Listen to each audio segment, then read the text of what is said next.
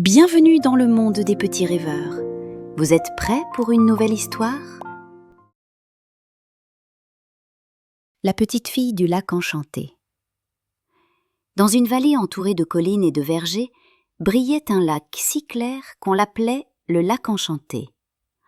On disait qu'il reflétait plus que le ciel, des couleurs qu'on ne voyait nulle part ailleurs, des souvenirs perdus, et même les rêves des enfants.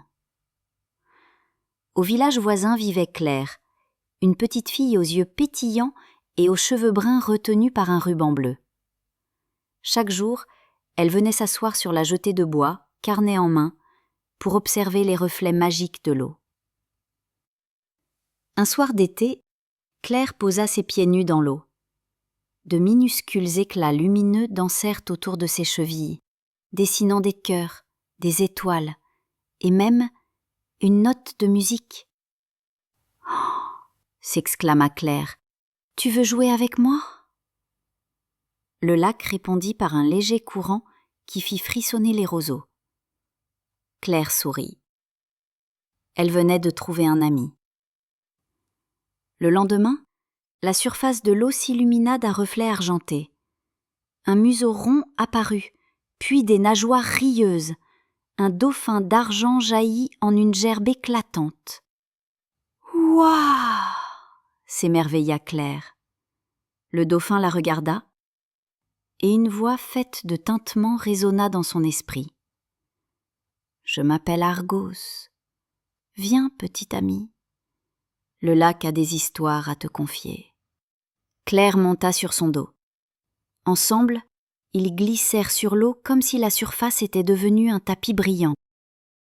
Au milieu du lac flottait une île, tapissée de nénuphars géants. Chaque fleur diffusait une odeur douce, et des papillons dorés voltigeaient dans la lumière. Claire posa sa main sur un pétale. Soudain, une mélodie se fit entendre, un chœur d'enfants qui riait et chantait une comptine oubliée. « C'est de la musique !» s'exclama Claire. Argos expliqua que chaque fleur gardait un souvenir heureux.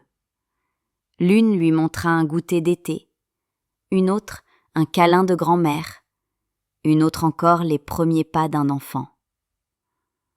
Claire murmura « Je voudrais garder une musique qui me rappelle d'être joyeuse. » Alors, une fleur détacha un filament argenté qui s'enroula autour de son poignet, un ruban de mélodie. Sous l'eau apparut une nuée de poissons transparents aux écailles de verre. Ils dessinaient des formes lumineuses, une étoile, un soleil, un papillon. « Ce sont les poissons de cristal », expliqua Argos. « Ils gardent les rêves éveillés des enfants et les transforment en figures. » Claire tendit la main. Un petit poisson l'effleura et laissa derrière lui un ruban de lumière. Claire pensa très fort. « Je voudrais que les jardins du village refleurissent tout l'été. » Les poissons s'assemblèrent en une gigantesque fleur lumineuse. Argos sourit. Les souhaits offerts au monde aiment pousser. Un petit poisson resta près d'elle. « Bonjour, Linan, » dit Claire. « Tu es beau comme une goutte de rosée. » Ils atteignirent une étrange cascade. Mais ce n'était pas de l'eau qui tombait, c'était de la lumière. Des fils d'or et d'argent coulaient du ciel jusque dans le lac. Claire tendit le bras. Un fil se posa sur sa peau et se dissout en chaleur. Elle vit dans son cœur des histoires d'amour, de courage, de rires partagés. « Puis-je traverser ?» demanda Claire. « Oui, » répondit Argos, « tu ressortiras plus brillante. » Claire entra sous le rideau lumineux. Son ruban de mélodie vibra plus fort, et elle se sentit légère, comme agrandie de l'intérieur. Au village, on préparait la fête de l'eau claire. Guirlandes, gâteaux et musique emplissaient la place.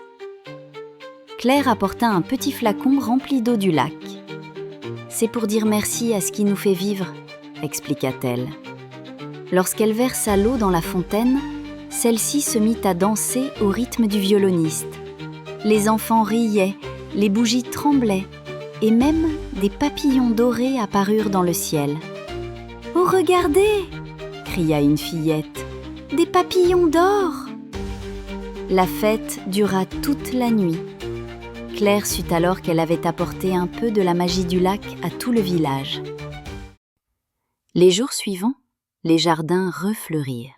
Les abeilles chantaient plus doucement et les enfants dansaient des bateaux de papier qui ne chaviraient plus.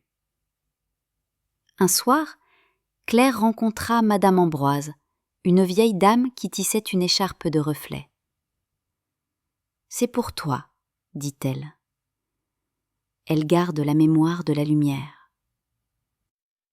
L'écharpe était si légère que Claire eut l'impression de porter une brise.